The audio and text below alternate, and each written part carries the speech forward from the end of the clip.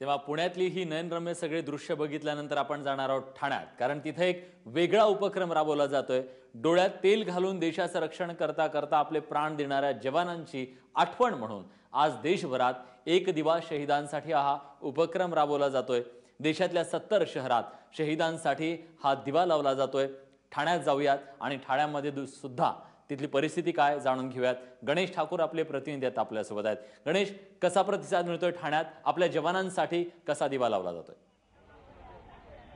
निश्चित चांगला प्रतिसाद आहे। माझ्यासोबत घंटाई नाका या परिसरामध्ये ठाण्याची जनता आहे, महिला पुरुष सर्व इथे आहेत आणि इथं हा दिवा इथं यांनी लावला आहे। या सर्व महिला इथे आहेत आणि अशाच प्रकारचा आपण जो माहोल आहे 70 शहरांमध्ये पाहतोय। आणि चला साजरी करूया विजयी दीपावली आणि पंतप्रधान नरेंद्र मोदी यांच्या आव्हानानंतर जे आहे इथं ठाण्यामध्ये ही दिवाळी साजरा करण्यात येते, ज्यामध्ये फक्त दिवे नव्हे तर इथे फटाके फोडूनही इथं जे आहे ही दिवाळी साजरा करण्यात येते। आणि पाहू शकता कशा प्रकारे इकडे आपल्या ह्या जवानांसाठी, आपल्या ह्या जवान जे शहीद झाले आहेत त्यांना नमन करण्यासाठी ही इथे दिवाळी साजरी करण्यात येते। फराळ वाटण्यात येतात, हे फराळाचे पॅकेट इथे आहेत जे एकमेकांना सर्व लोक देत आहेत। आणि आर्मीचे मेजर सुभाष गावंड आहेत जे 1965 आणि 71च्या लढाईमध्ये होते। गावंड साहेब, आपण इथे आलात, ही दिवाळी इथे साजरी करण्यात येते, ही भावना पाहून तुम्हाला कसं वाटतं? भावना खरोखरच आनंद होतोय। आज एवढी जनता आमच्या पाठीमागे आहे आणि हा विचार आमचं मोराल खूप उंच करतो।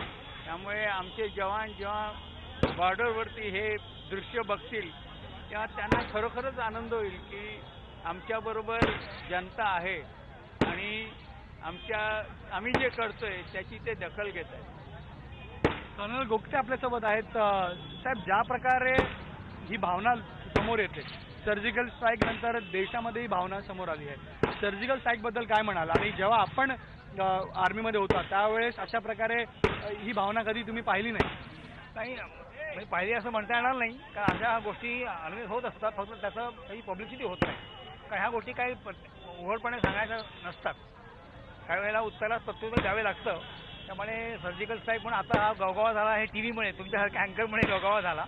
परंतु अशा गोष्टी जसं कारगिलचं 99 साली कारगिल युद्ध म्हणून आपली घरात लोकांनी टीव्हीवर बघितलं, असं कारगिल युद्ध दरवर्षी होत असे। मी पण 64 साली लडाखमध्ये होतो, तेव्हा पण मी कारगिल युद्धात होतो, पण तेव्हा काही टीव्ही नव्हताच, तेव्हा टीव्ही असा तरी लोकांना माहीत नव्हतं। त्यामुळे ह्या गोष्टी कायम होत असतात आणि ह्याची आम्हाला सवय आहे, फक्त पब्लिकला त्याचं जाणीव आनंद होतं, आनंद झाला आणि दिवाळी जास्त गोड झाली असं वाटतं। मेजर साहेब म्हणाले की काही तरुणांनी पुढाकार घेतला पाहिजे, जर लढाई झाली तर त्यांनी सेनेमध्ये सामील झालं पाहिजे।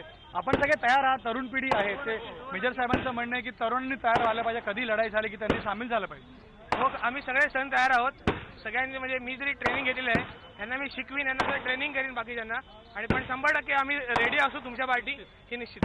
काही महिला आहेत, आपल्या भावना सांगा, आज आपण सामील झाला। आज दिवाळीच्या निमित्ताने आम्ही आमच्या सैनिकांची आठवण ठेवत आहोत आणि मला गाण्याचं एक बोल सांगावंसे वाटतं। भारतीय नागरिकाचा घास रोज अडतो ओठी, सैनिक हो तुमच्यासाठी। निश्चित, तर ह्या भावना ठाणेकरांच्या आहेत आणि सर्वांनी आपल्या भावना व्यक्त केल्या आहेत आणि ही विजयी दिवाळी जी आहे ती इथं साजरी होत आहे।